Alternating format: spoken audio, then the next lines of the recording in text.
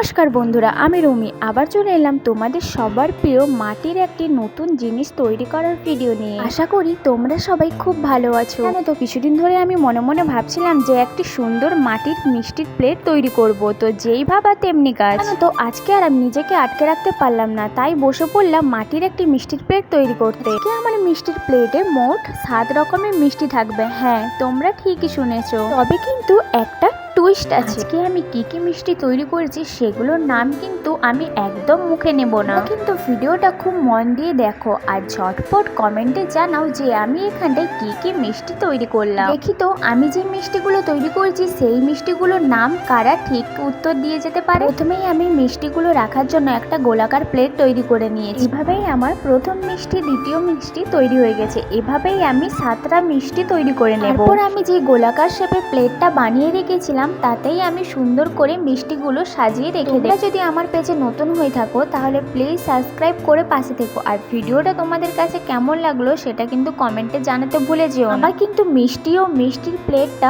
পুরোপুরি করা হয়ে গেছে। এরপর এগুলোকে ভালো মতন সাজিয়ে নিলেই আমার মিষ্টিগুলো তৈরি করা হয়ে যাবে।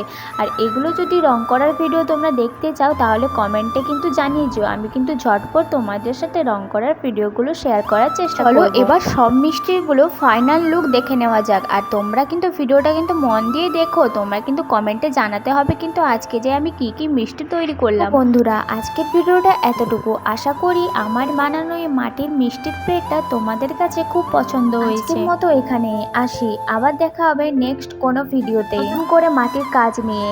আজকের জন্য ভিডিওটা এতটুকুই। টাটা।